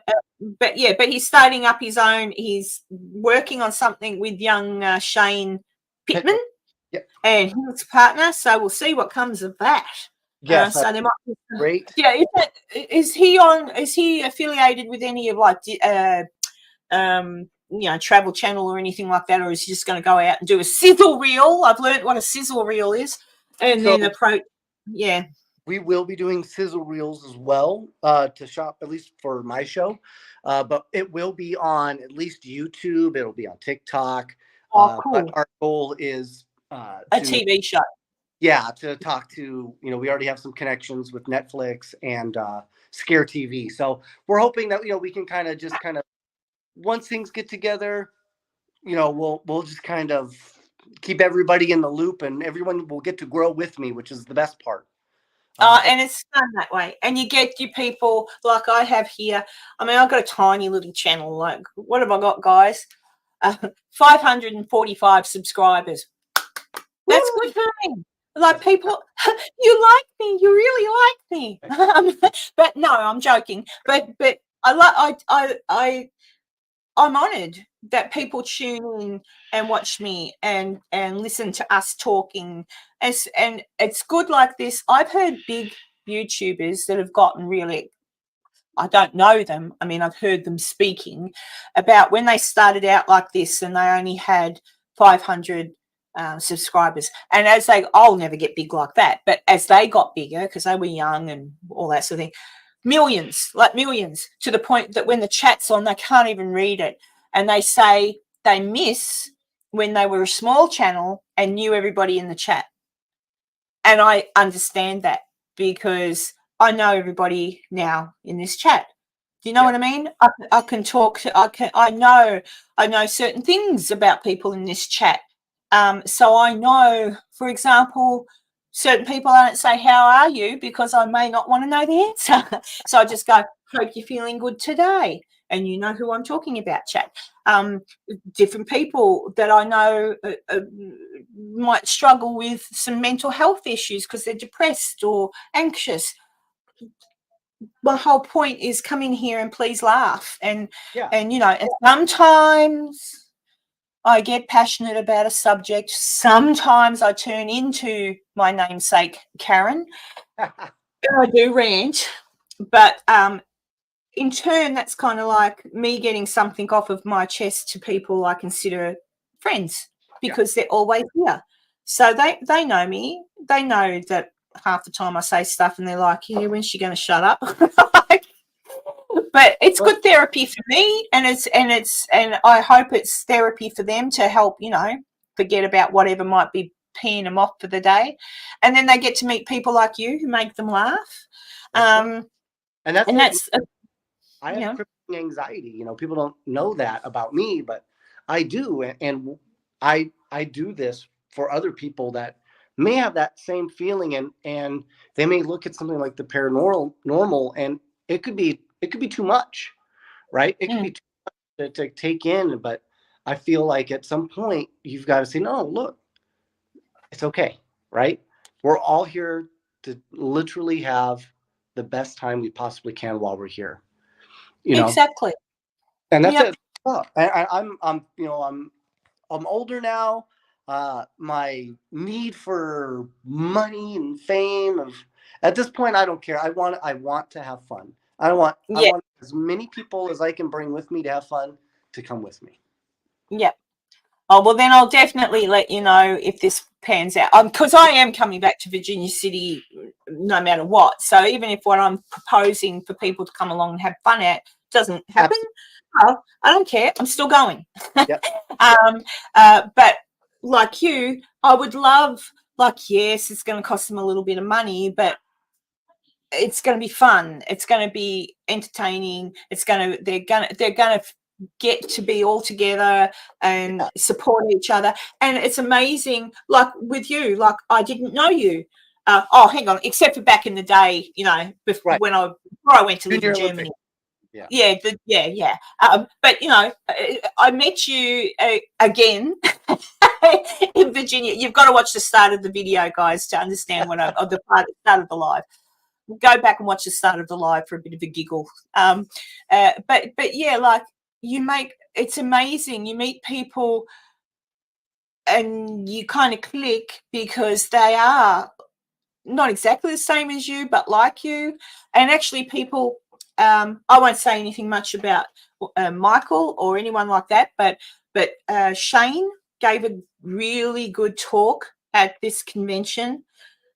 And what I took away from Shane and other people that I had met and other people I've met before the convention, comedians in particular, and even myself, my childhood life, so to speak, was pretty crap. Yeah. It's interesting to me that some people who have struggled in childhood, not been treated well, been shoved from one home to the other. That happened to me. Oh, I don't want to. You have a that sort of thing. You use humor as a defense, as a shield, and you look, or you look for joy and happiness outside of where you are because there is none. So you look and you search. And then somehow it's interesting that was Shane's story and a few other people's stories, same. and it's kind of like, I wonder in some respects if the people that are in any like paranormal, and I find it a lot in paranormal circles, people that have been through that as a child and had experiences as a child with paranormal things, and then are looking for answers in other places, that you're kind of drawn in a positive way to the world of paranormal because you're looking for the magic, you're looking for the escape, you're Well, it's looking. people that have Yeah. looked for they've looked through all of the possible and are now deciding to look through the improbable, right? Yeah. Yes. I mean that's what it is. At some point you go, there's got to be more than this. Yeah. Everybody gets knocked down. Every single person you talk to has gotten knocked down. It's just a matter. We all have different ways that we get back up, right? And Yep. at some point you go, and I think this is what draw myself to paranormal. Other things you go, okay, well, the beginning of this is kind of sucked. So Yeah. what's going to come after? Maybe I Yeah. should start doing some research now and and get ahead of the curve, and just to learn as much as you can about it.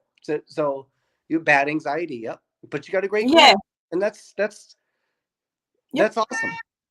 And you get to go exploring with them. You get to share your experiences, and Yep. they get to bear some of the weight of your anxiety, and I'm not. Yeah, the only problem with abandoned and forgotten whales is that I'm wondering, is some of the anxiety from the fact that you're going into a cave and you might die? but at the same time, that can also That's be a joke. a relief, right? Because Yeah. you could look at that as, okay, well, here's a situation where you at least feel like you have some control, right? Even though it is scary, you could have some control over that, and Yeah. and you could add that element of that you don't have control as the paranormal, right? So you could have, okay, well, here's this part that I can't control, and here's what I can't control, versus not being able to control something in your real life. You know what I Yeah. mean? So Oh, I do. it's incredible. We're getting deep and meaningful here, but it might be I know. well, it might be of assistance to some people in the chat, and that's what I mean. When they come to my chat, I'm actually thinking of changing my name from Doof Doof Paranormal to something else, but then people get confused. Maybe I'll just leave it. I don't know. I thought about launching a line of Lunchables that features only bologna. Oh, We all have okay. Well, that's true. I thought, yeah, we all have dreams. But it's kind of like I don't mind talking about stuff like this. Like, for example, Black Cats just mentioned that they've got a child with autism. Yeah. So have I, 3 of them. Yeah. It's a challenge, a daily challenge.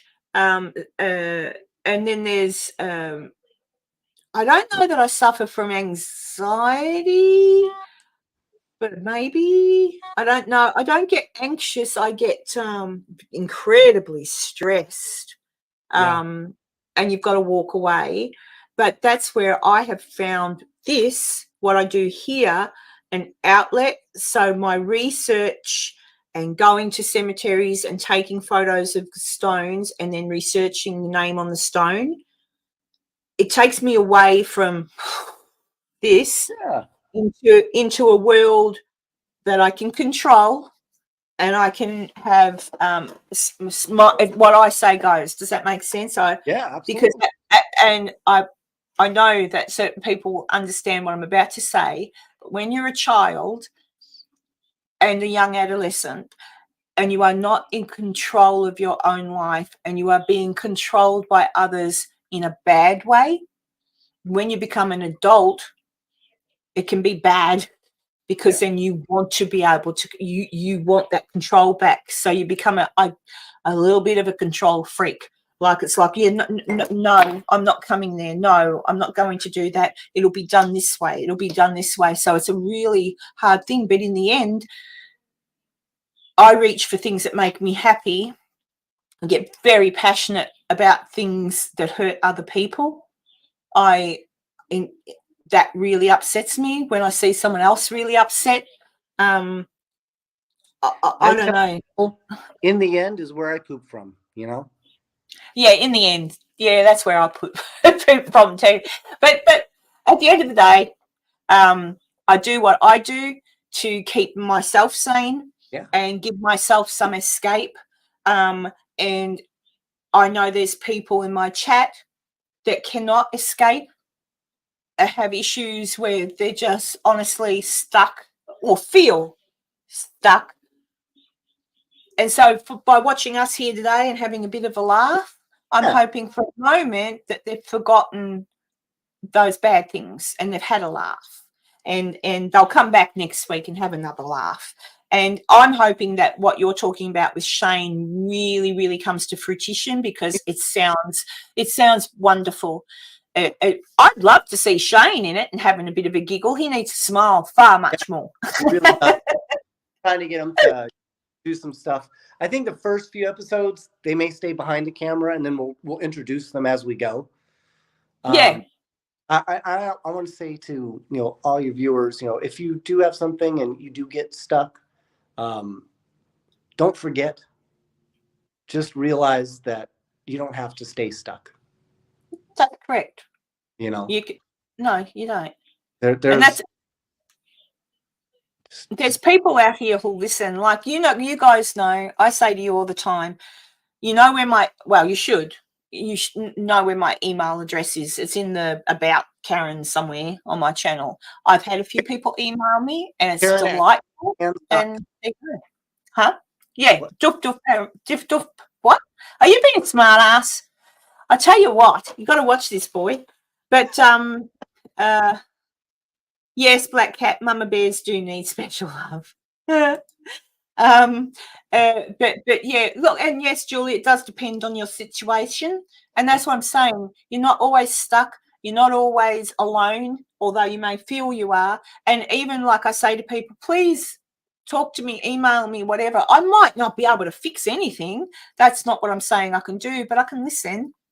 I can listen, and that's a way of, if you can't talk to someone else, I don't mind listening. Sometimes I get sad because I can't fix it, but I'm listening, and I actually really do care, because I wouldn't still be here. I really don't think I'd still be here if it wasn't for the YouTube community, because I was at the end of my tether last year when I went to Virginia City for the first time, and I think something took me to Virginia City, because if I hadn't have gone, I think I wouldn't be here anymore. I really do. I really do. And now I want to be here. And now I want to take my son in my necklace. I want to take him to these places that he'll never see. My dad always tell me, you never know. You just don't know what's around the corner. You don't know where your life is going to go. So stay open and ride, because you never know. That's beautiful. That is the beautiful part. Yeah. And that's what I mean. You hang on because you think this is stupid. And then sometimes you just don't want to wake up in the morning. I've been there many, many times. You wake up and you go, really, really, I'm still here. Like, honestly, why? Yeah. And then you get up and you just do it. And then, for me, I was lucky. I went to Virginia City. I met some good people. I had fun. And I fell in love with a town that made me want to learn more and wanted me to go. I wanted to go back. I fell in love with the wild horses. I fell in love with the deer. I fell in love with the people that lived there. And it gave me something that just stopped. The not wanting to wake up in the morning stopped. And now to this day, I understand how I got there, and I understand how a lot of other people get there. But it's okay. Like Michael says, just don't give in. Just keep going, because something will happen. And just be positive. Even on the days where you're not so positive, just try to be positive. Right. Yesterday, I was a big sook people. I can tell you now, I was crying at the drop of a hat. I was crying. I watched do you watch Doctor Who at all, Michael? Who? Doctor Who. It's a British sci-fi Doctor Who. Doctor Who. I don't know. Doom? Oh my Doctor Strange. God. Doctor Oh Strange. my God. No, he's see what he does, people. He absolutely knows what I'm freaking talking about. Yeah. You know what? I I actually have not would, seen yeah. it. I have not seen one episode. Well, I watched an episode. My children have been watching because an actor that I love and adore, David Tennant, is back in it at the moment, playing the Doctor. I Right? do know that. I do know that he was a doctor, and I know Yeah. that the blue thing is called a TARDIS. Yeah. So And I watched. if it gets destroyed and they make another one, is that a retardus?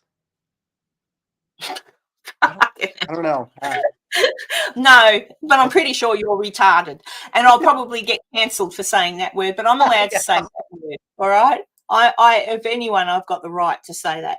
So there you go, because I am. All right. Yeah. No. Anyway, I was watching the episode yesterday. Some things that happened in the beginning of the day that had upset me, and I thought, get over it, just get over it. And my girls come out and said, watch the Doctor Who.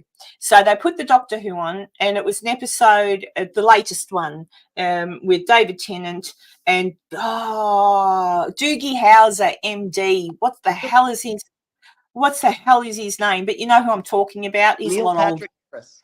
Thank you. Neil Patrick was in it, and he played the toy maker.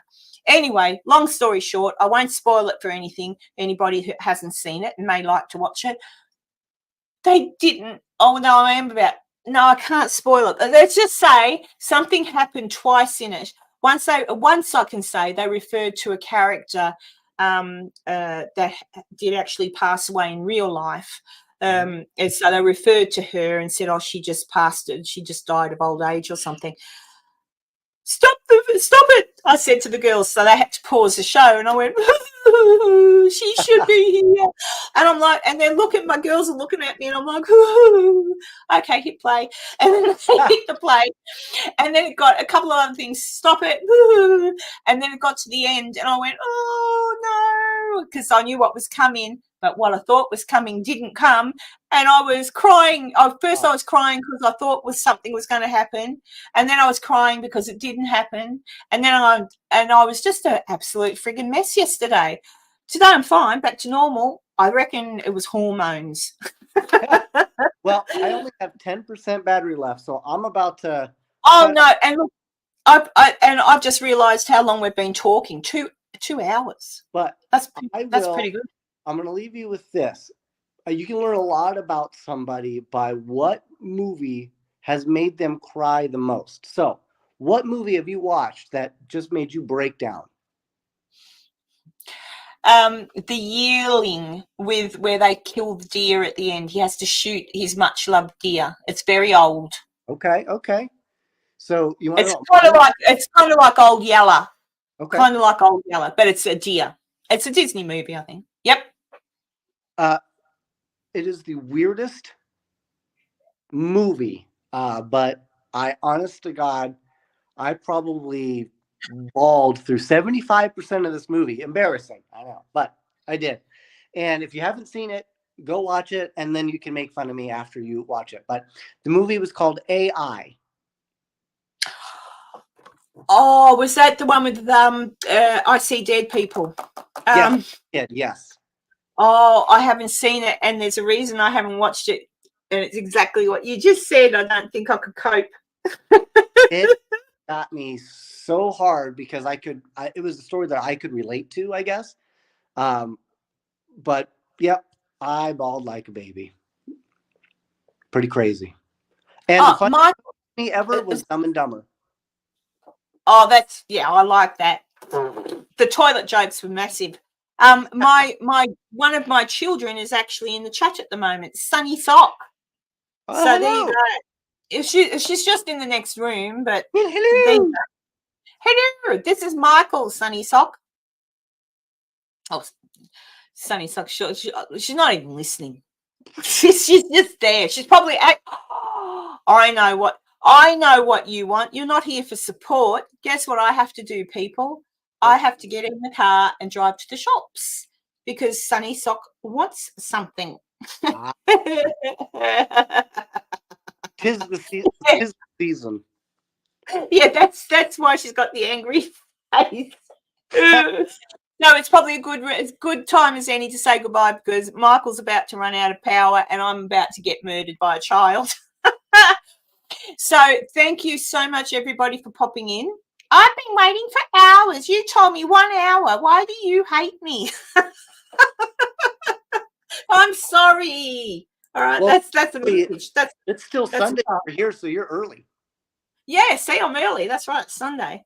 All right, I'm going to go and I'll make it a quick goodbye now because, yeah, she'll kill me. So thank you for joining in. I hope you love Michael and hopefully we'll see more of him over Find time. me on Facebook, find me on TikTok. I'm on YouTube, so everything. Yeah, so good night, Enzo. I'll see you on Friday for a short time. Bye-bye, Julie, Black Cat, Maisie, Puerto Rican. Goodbye. I love you all, and thank you for being here. And I'll talk to you. I'll be here on Friday. Oh, yeah, Friday night, your time. Bye, everybody. See ya. Thanks, Michael. You're welcome. Bye.